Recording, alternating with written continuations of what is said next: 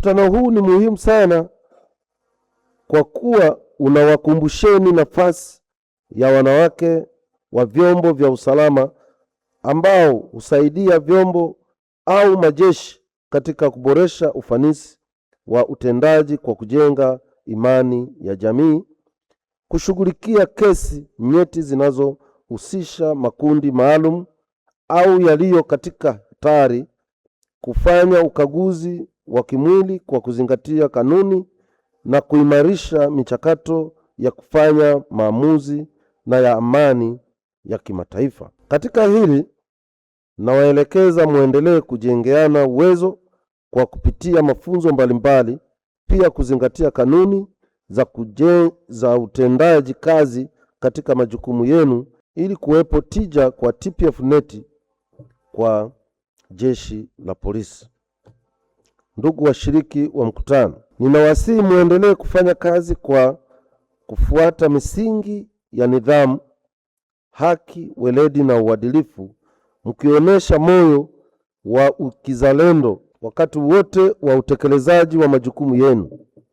Mtambue kuwa uteuzi wa nafasi za uongozi unazingatia masuala ya kiutendaji, uadilifu na mengine mtambuka ambayo anayeteuliwa hupimwa, na anapokuwa amekidhi sifa zinazostahili ndizo mfanya ateuliwe. Katika kufanya uteuzi mbalimbali, vigezo hivyo huzingatiwa kwanza, vikifuatiwa na sifa nyinginezo za kipekee na jinsia.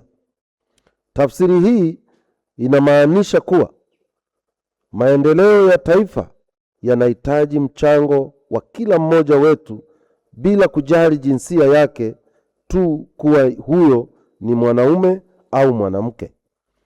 Utendaji kazi mzuri na uadilifu ndivyo vinaweza kusababisha mhusika akapata uteuzi kwenye nafasi ya uongozi. Mtandao wa Polisi Wanawake Tanzania ulianzishwa kwa lengo la kuwaunganisha askari wa kike waliopo kwenye Jeshi la Polisi kwa lengo la kuimarisha mshikamano, kujenga uwezo wa kitaaluma na kiuongozi, kubadilishana uzoefu, kukuza ustawi wa askari wa kike na kuhamasisha ushiriki wao katika nafasi mbalimbali za uongozi na maamuzi.